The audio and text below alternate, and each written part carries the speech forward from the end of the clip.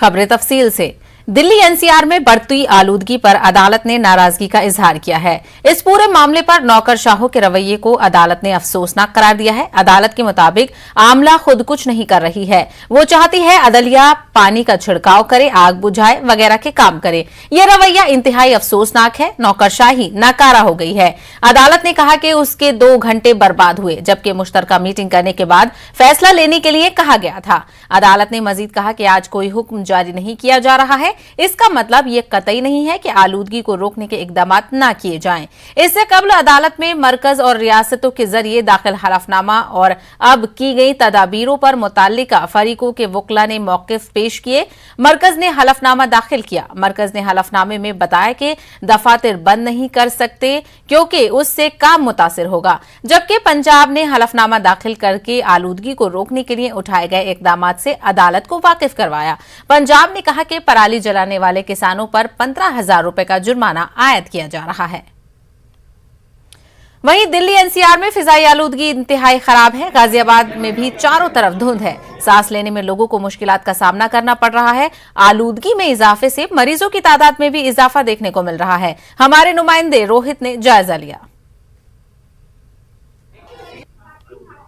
Corona के बाद अब वायु प्रदूषण से फेफड़ों पर भी काफ़ी असर पड़ रहा है। इस समय अगर बात करें गाजियाबाद की, आबो हवा बेहद ही खराब है। इसको लेकर एहतियात बरत रहे हैं। हम बात करते हैं गाजियाबाद के जिला एमएमजी अस्पताल में डॉक्टर आरपी सिंह से। उनसे जानते हैं किस तरह से मरीजों को देखा जा रहा है और जिस तरह वायु प्रदूषण काफ़ी देखा गया है दिल्ली एनसीआर में, तो ऐसे में कितने मरीजों की संख्या लगातार बढ़ रही है? देखिए, जब से दिल्ली एनसीआर में पोल्यूशन इस मौसम में अक्सर हो ही जाता है, पिछले साल में भी हुआ है, लेकिन इस बार थोड़ा ज़्यादा है। और इसका मुख्य कारण यह है कि क्योंकि इस मौसम में ना थोड़ा ह्यूमिडिटी ज़्यादा होती है, तो ठंडी हवा नीचे रहती है, वो गर्म हवा में ऊपर जाता नहीं है, तो पोल्यूशन नीचे ही रहता है। तो इसमें 2.5 और 10 पीएम का एक पोल्यूशन का जो मात्रा होती है वो नॉर्मली 60 और 100 होनी चाहिए। 2.5 वाली 60 होनी चाहिए और 10 वाली 100 के लगभग होनी चाहिए, तो नॉर्मल हवा कहलाती है। जब इनकी मात्रा बढ़ जाती है, अपने लेवल से ज़्यादा हो जाते हैं, तो फिर ये दिक्कत करते हैं। फिर हमारा पोल्यूशन होता है, स्मोक होता है, ये सब चीज़ें होते हैं। तो इससे शरीर में हमारे सांस की जितनी बीमारियां हैं वो सब बढ़ जाती हैं। जैसे जिनको ऑलरेडी पहले से सांस की बीमारी है, या फिर आंखों में जलन होने लग जाती है, गले में खराश होती है, और दिल की बीमारियां भी बढ़ती हैं इससे। तो ऐसे में क्या सलाह दी जाती है और कितने मरीज आपके ओपीडी में आ रहे हैं जिसको आप प्रतिदिन देख रहे हैं? देखिए, हम तो उनको ये सलाह कर रहे हैं कि भाई देखिए, आप इस मौसम में कम से कम बाहर निकलें, जब बहुत ज़रूरी हो तभी निकलें, और सुबह और शाम को थोड़ा स्पेशल ध्यान दें और मास्क लगा के रखें। N95 मास्क लगाएं और अपने घरों के आसपास ऐसी चीज़ें ना करें, धूल ज़्यादा ना उड़ाएं, जो धूल वाले काम होते हैं, या फिर कोई चीज़ जलाएं नहीं ज़्यादा। और दूसरा ये कि आप अपना खुद का ज़्यादा ध्यान रखोगे तो फिर ज़्यादा सही रहेगा। और व्हीकल जो है, इसका पोल्यूशन है वो कम करें, व्हीकल कम चलाएं, और साथ में अपना जो भी ट्रीटमेंट है हम अपना उनका देते हैं जो उस हिसाब से वो रहता ही है। तो सब कितने मरीज आ रहे हैं, जिसमें बूढ़े भी हैं, बच्चे? प्रतिदिन कितने मरीज आ जाते हैं? देखिए, प्रतिदिन तो लगभग हमारे यहाँ पूरे अस्पताल में 3 से 4 हज़ार की ओपीडी है, और उसमें लगभग 35% या 30% का इजाफा हो गया है इस तरह के मरीजों का।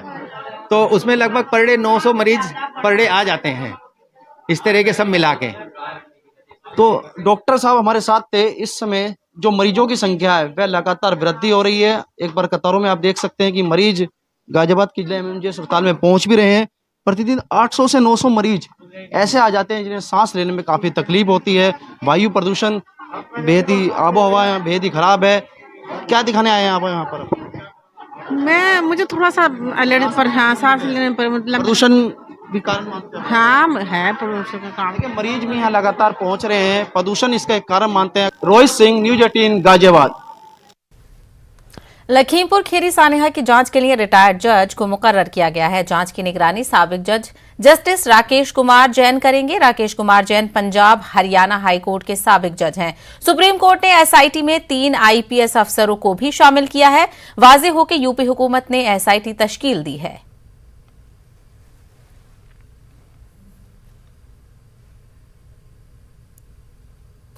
त्रिपुरा पुलिस की कार्रवाई के खिलाफ सुप्रीम कोर्ट का दरवाजा खटखटाने वाले वुकला और सहाफी को अदालत से उबूरी राहत मिल गई है। सुप्रीम कोर्ट ने ताहुकुमसानी वुकला और सहाफियों के खिलाफ सख्त कार्रवाई न करने का हुक्म दिया है। अदालत ने त्रिपुरा हुकूमत को नोटिस जारी करके जवाब मांगा है। वाज़ेह रहे कि 4 रुकनी फैक्ट फाइंडिंग टीम में शामिल एडवोकेट अंसार इंदौरी और एडवोकेट मुकेश के खिलाफ सोशल मीडिया पोस्ट की बुनियाद पर यूएपीए के तहत त्रिपुरा पुलिस ने मुकदमा दर्ज किया है, जिसे खारिज करने की दरख्वास्त वुकला ने सुप्रीम कोर्ट से की है। वहीं हमारे नुमाइंदे सुशील पांडे ने एडवोकेट मुकेश से बातचीत की है। त्रिपुरा में वकीलों और पत्रकारों को यूएपीए के तहत एफआईआर रद्द करने को लेकर सुप्रीम कोर्ट में अहम सुनवाई हुई। हालांकि मामले की सुनवाई के दौरान सुप्रीम कोर्ट से तमाम पत्रकार और वकीलों को एक बड़ी राहत मिली है। ये तमाम जो लोग हैं वो त्रिपुरा के मामले में याचिकाकर्ता हैं, वकील साहब भी हैं और उनके जो लोग हैं जिन्होंने याचिका दाखिल की थी वो भी मौजूद हैं। क्या कुछ रहा आज कोर्ट में जानने की कोशिश करते हैं। आप लोगों की तरफ से जो याचिका दाखिल की गई उसमें क्या कुछ चीजें थी? देखिए, वो याचिका में तो हम लोगों ने इमीडिएट रिलीफ मांगा था सुप्रीम कोर्ट से। एक्चुअली हम लोगों ने तो क्वेश्चनिंग मांगी थी एफआईआर की, क्योंकि कोई ग्राउंड नहीं बनता हम पे एफआईआर करने का। जब हम लोग त्रिपुरा गए थे तो हमारा मोटिव जो था वो ये था कि वहाँ के विक्टिम्स को कुछ हेल्प दे पाएंगे, लीगल एड दे पाएंगे, उनकी जानकारी ले पाएंगे कि एग्जैक्टली क्या हो रहा है। ये बेसिकली एक लीगल प्रोसेस है टू डू फैक्ट फाइंडिंग, कि उसके आधार पर आप कोई पीआईएल कर सके या कुछ कर सके। हमारा ऑब्जेक्टिव वो था। हमने कभी अपने सपने में भी नहीं सोचा था कि ऐसा कोई हमारे ऊपर एफआईआर आ जाएगा। और हम लोग रिस्पॉन्सिबल सिटीजन है इस देश के, कभी ट्रैफिक सिग्नल भी जम नहीं करते हम लोग, being a practitioner of law, और काफ़ी लॉ अबाइडिंग है हम लोग। और अचानक से यूएपीए आना और ये आईपीसी के और भी धाराएं हम पे लागू करना तो हमारे लिए तो पेनफुल था ही, हमारे परिवारों के लिए और भी ज़्यादा पेनफुल था। जम्मू कश्मीर की सलामती सूरत हाल का जायजा लेने के लिए वजारत दाखिला के दफ्तर में मीटिंग हुई। दाखिला सेक्रेटरी अजय कुमार भल्ला की सदारत में ये मीटिंग हुई। मीटिंग में मरकजी दाखिला सेक्रेटरी, महकमा इंटेलिजेंस के अफसरान, जम्मू कश्मीर के डीजीपी, एनआईए और सीआरपीएफ के डीजी और सिक्योरिटी महकमे से वाबस्ता आला अफसरान मौजूद रहे। इजलास में जम्मू कश्मीर में हालिया मुबैना टारगेट किलिंग और वहां की दाखिली सलामती मीटिंग का अहम एजेंडा था। इसी मामले पर मजीद बातचीत करेंगे हमारे नुमाइंदे शैलेंद्र वांगू इस वक्त हमारे साथ जुड़ गए हैं। शैलेंद्र, इस मीटिंग का आउटकम क्या रहा?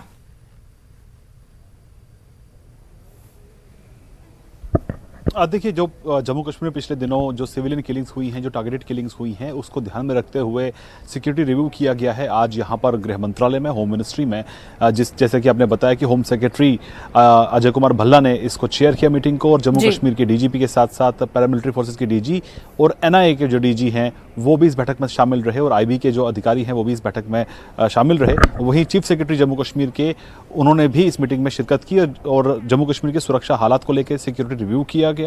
और आपको ये भी बता दें कि एमएचए की तरफ से कन्वे किया गया है कि जो OGWs है, यानी ओवरग्राउंड वर्कर्स जम्मू कश्मीर में ऑपरेट करते हैं, उनके खिलाफ जल्द कार्रवाई की जानी चाहिए, सख्त कार्रवाई की जानी चाहिए, क्योंकि जिस तरह का सपोर्ट मिल रहा है टेररिस्ट को, वहां पर जो लोकल सपोर्ट कुछ हद तक मिल रहा है, जिनको OGWs कहा जाता है, उनके खिलाफ सख्त कार्रवाई की जानी चाहिए। और वहीं जिस तरह से एक नई जो एजेंसी तैयार की गई है जम्मू कश्मीर में, वो अब टेरर केसेस की पड़ताल वहां पर करने वाली है। तो जाहिर तौर पर आपको ये भी याद दिला दें कि जम्मू कश्मीर में पिछले दिनों तैनाती भी बढ़ा दी गई थी पैरामिलिट्री फोर्सेज की, जिसमें सीआरपीएफ और बीएसएफ की एडिशनल कंपनीज डिप्लॉय की गई थी, क्योंकि जम्मू कश्मीर में हमने देखा था कि पिछले दिनों सिविलियन किलिंग्स, खासतौर से अक्टूबर के महीने में सिविलियन किलिंग्स जो हुई हैं, उसके बाद जो आगे की जो स्ट्रेटजी होगी उस पर आज की मीटिंग में बातचीत हुई है।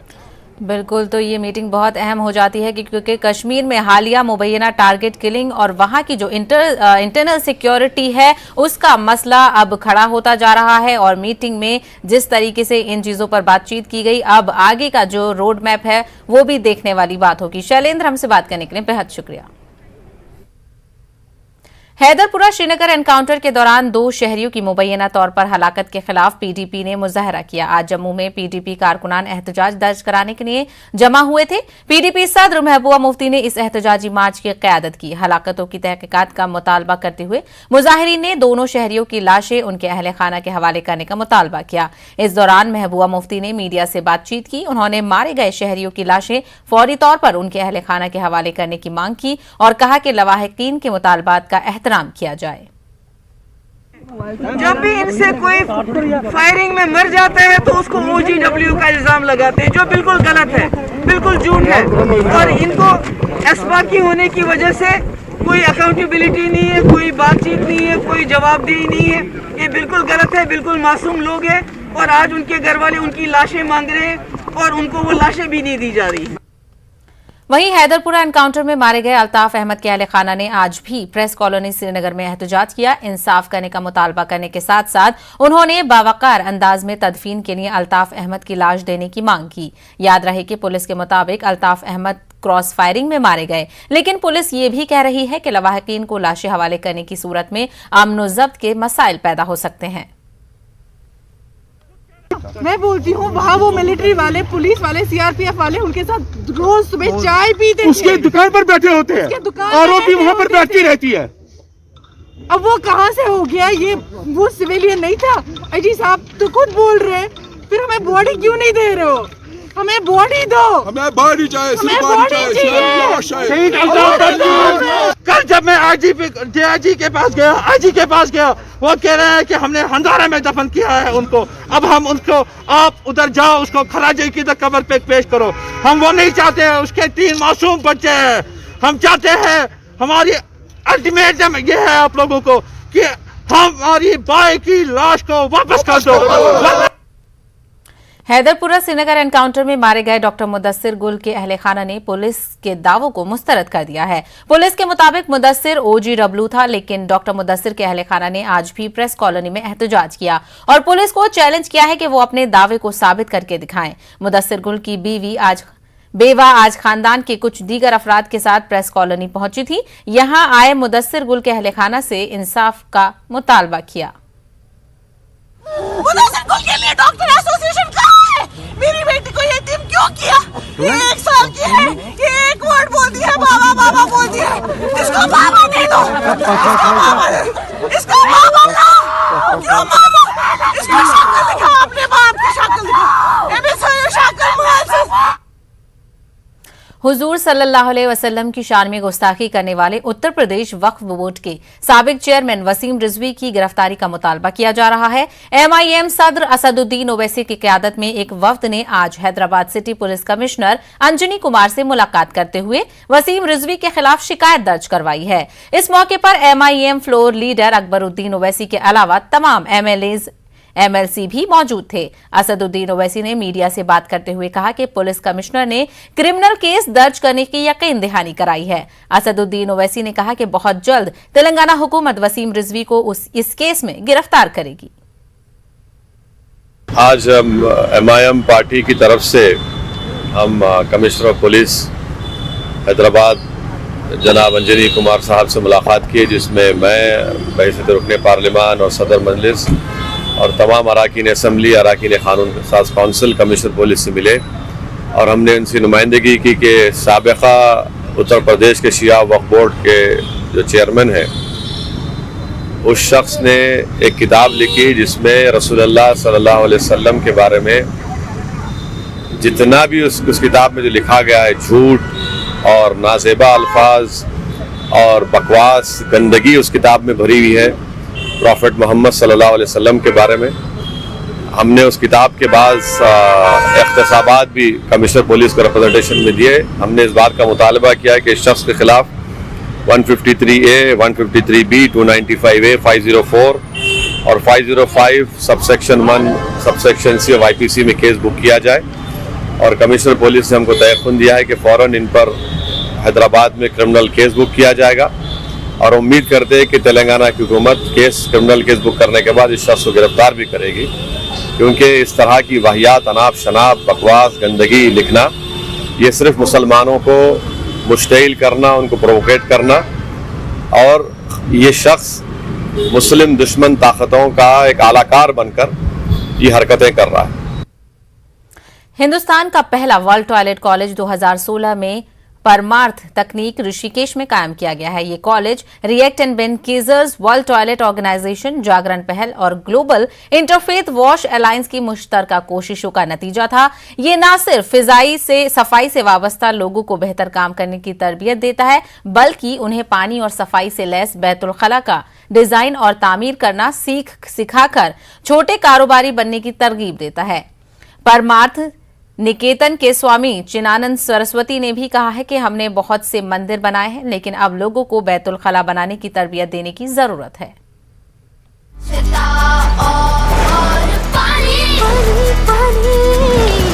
बचानी है ये जिंदगानी। परमार्थ निकेतन ऋषिकेश में हमने ग्लोबल इंटरफेथ वाश अलायंस, जागरण पहल और रैकेट बैंकाइजर के ज्वाइंट एफर्ट के साथ संयुक्त तत्वावधान में एक world toilet, that was the first world toilet college, वो ऋषिकेश में हम लोगों ने शुरू किया। अब ऋषिकेश, हरिद्वार, पूरे उत्तराखंड, यूपी, बिहार के जितने भी लोग हैं उनसे सफाई कर्मचारियों को हमने वहां से उनको प्रार्थना की, वो सब आके यहाँ पर ट्रेनिंग ले रहे हैं। जब ये ट्रेंड हो जाते हैं तो जहाँ जहाँ ये काम करते हैं वहाँ पर वो लोगों को जागृत करते हैं। फिर उसमें महिलाओं को, क्योंकि सबसे ज्यादा इस समस्या का सामना करना पड़ता है, तो महिलाओं को हमने क्या किया कि training the, how they can become entrepreneur. और जितने भी सफाई का काम करने वाले लोग होते हैं वो एक बहुत बड़ी महत्वपूर्ण इकाई है अपने आप में। उनकी स्किल डेवलपमेंट, उनकी स्किल बिल्डिंग, कैपेसिटी बिल्डिंग कैसे हो, हमने उनको आगे लाया और अन्य संस्थाओं को भी आगे लाया, ताकि वो संस्थाएं अपने अपने माध्यम से, केवल हम अकेले नहीं, सारी संस्थाएं मिलकर ये काम करें। इन समुदायों को, महिलाओं को और बाकी पुरुषों को भी राज मिस्त्री के रूप में ट्रेनिंग दे रहे हैं, ताकि वे सीखें, फिर शौचालयों का निर्माण करें, फिर दूसरों को भी ट्रेनिंग करें, जिससे महिलाओं को स्वयं सहायता समूहों से उनको जीवन को जोड़ के उनके जीवन स्तर में कैसे हम सुधार लाएं, इसका बहुत बड़ा प्रयास हो रहा है, उसका बहुत बड़ा फायदा हो रहा है। स्वच्छता और पानी, पानी, पानी, हमको बचानी है ये जिंदगानी।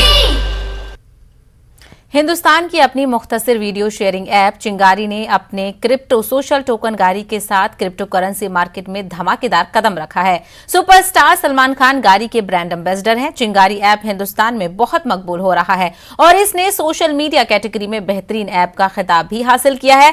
स्पार्क ऐप न सिर्फ मवाद तख्लीक करने वालों बल्कि नाजरीन, मुश्तहरीन और डेवलपर्स की कामयाबी की कुंजी है। गारी को मुस्तकबिल में ऐप करेंसी के साथ साथ गवर्नेंस टोकन के तौर पर भी इस्तेमाल किया जा सकता है। आइए जानते हैं टीना से, जो एक इन्फ्लुएंसर है।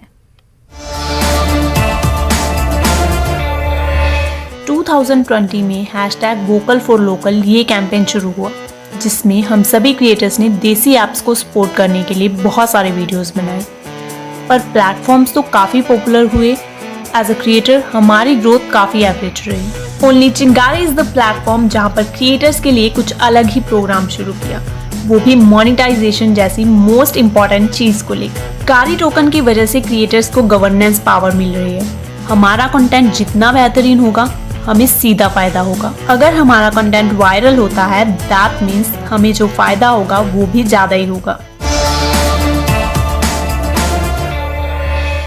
ब्रेक के बाद आपका खैर मकदम है। वजीर आजम नरेंद्र मोदी ने कहा कि जमहूरियत सिर्फ एक निजाम नहीं बल्कि ये भारत का रुझान है। उन्होंने कहा मुस्तकबिल में नई बुलंदियों के साथ मुल्क को नई संगे मील तय करना है। उन्होंने वकाफी निजाम में तमाम रियासतों के अहम रोल पर जोर दिया।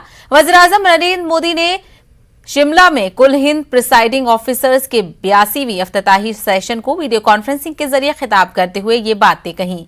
उन्होंने मजीद कहा कि माजी के कई दहाइयों से जेर अल्तवा कामों की तकमील की गई है। एक नेशन और एक कानूनी निजाम के जरिए जदीद टेक्नोलॉजी से सिर्फ पार्लियामानी निजाम ही नहीं बल्कि पूरे जमहूरी निजाम को जोड़ा जा सकता है। मुल्क भर में 110 करोड़ वैक्सीन टीकाकारी मुकम्मल होने पर खुशी का इजहार किया। साथियों, भारत के लिए लोकतंत्र सिर्फ एक व्यवस्था नहीं है। लोकतंत्र भारत का स्वभाव है, भारत की सहज प्रवृत्ति है। आपकी ये यात्रा इसलिए भी और विशेष हो गई है क्योंकि इस समय भारत अपनी आजादी के 75 साल का पर्व मना रहा है, अमृत महोत्सव मना रहा है। ये संयोग इस कार्यक्रम की विशिष्टता को तो बढ़ाता ही है, साथ ही हमारी जिम्मेदारियों को भी कई गुना कर देता है। साथियों, हमें आने वाले वर्षों में देश को नई ऊंचाइयों पर लेकर जाना है। असाधारण लक्ष्य हासिल करने हैं। ये संकल्प सबके प्रयास से ही पूरे होंगे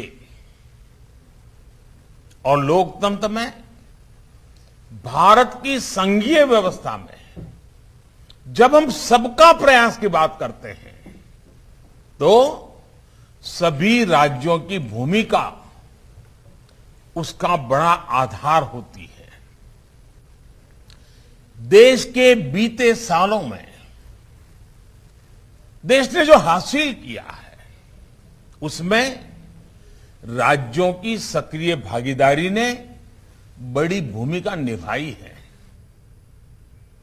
ज़किया जाफरी ने 2002 के फसादात के दौरान उस वक्त के गुजरात के वज़ीर आला नरेंद्र मोदी समेत 64 लोगों को एसआईटी की तरफ से क्लीन चिट दिए जाने को सुप्रीम कोर्ट में चैलेंज किया है। सुप्रीम कोर्ट के दो तरफा रूबरू ज़किया जाफरी ने कहा कि गोधरा सान्या के बाद 2002 में गुजरात फसादात के दौरान सियासी तबका, जांच कुनंदगान, नौकरशाही और दूसरों के दरमियान जबरदस्त मिली भगत रही और खुसूसी टीम ने इन हकायक की जांच नहीं की। ज़किया कांग्रेस के मरहूम रहनुमा एहसान जाफरी की बीवी है, जिन्हें 28 फरवरी 2002 को फिरका वाराना फसाद के दौरान अहमदाबाद की गुलबर्ग सोसाइटी में कत्ल कर दिया था।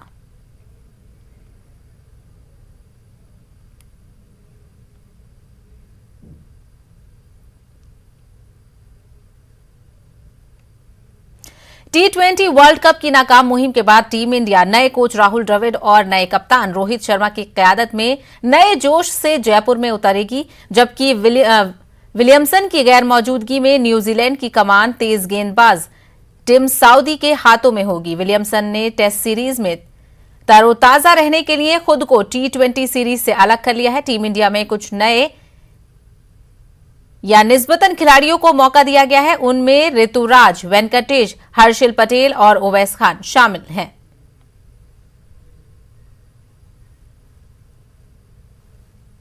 कोरोना वबा के दौरान बाहमी इमदाद और इन्हिसार का जज्बा मुस्तहकम हुआ है। मुल्क इस वबा से मुत्तहिद होकर मुकाबला कर रहा है। टीकाकारी के ऐलान के बाद हम बेहतर ताउन करें, जिससे हम कोरोना को मात देने की जानिब कदम बढ़ा सकें। नेटवर्क 18 इस मुहिम में हर कदम पर आपके साथ रहेगा। जब तक सभी महफूज नहीं होंगे तब तक कोई महफूज नहीं होगा।